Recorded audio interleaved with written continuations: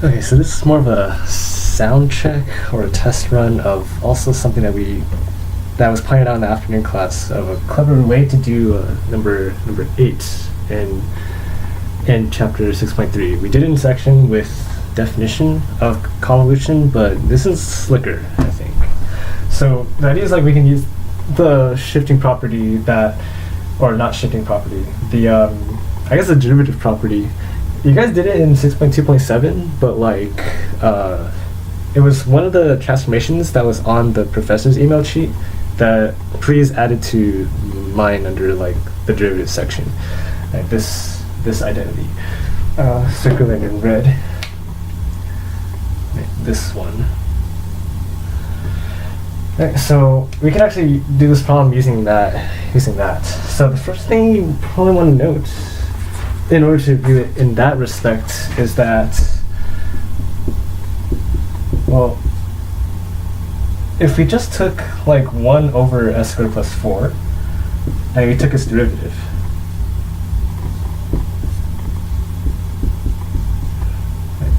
that derivative is, well, there's a 2s from the bottom here, but it's also negative because this is in the denominator. This is s squared plus 4 to the negative 1.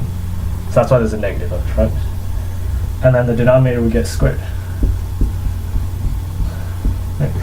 So this function is almost this off by a factor of -2. Right, so what does that mean? That means that L inverse of what we have, s over s squared plus 4 squared, that is the same as, well, I guess let's first take this scaling out of the way. Okay, write that a little smaller.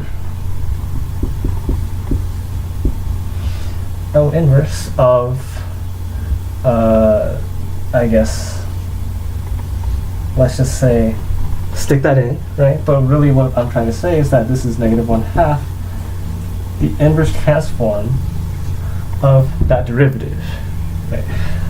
So let's write dds of 1 over s squared plus 4. Right. So now we can use this shifting property. Right. This is our big F that we took a derivative of. So we need to find little f first. Right. So first we need little f of t. That would be the inverse transform of this without the derivative. So that's 1 over s squared plus 4. Well, we know that that is almost sine, but we have to take care of that scaling, right? We want it to be omega over s squared plus omega squared. So it's off by 2. So what is this? This is really 1/2 sine of 2t. Okay. So that's the little f of t we're going to use. And now we can just basically plug that in with this identity. So, what should I say? So, the Laplace transform of, the inverse Laplace transform of what we had, s over s squared plus 4 squared. This is going to equal, okay, we have a -1/2 out in front. -1/2 times -t times f of t. So -t over 2 sine of 2t. Oh, what's that equal? That's -t over 4 sine of 2t, which is what we got, I believe, at the end of lecture. At least in the afternoon class, when the fire alarm went off. So, right, that's maybe a little slicker, kind of harder to see though, but always good to know multiple solutions. So, I wonder how this sounded.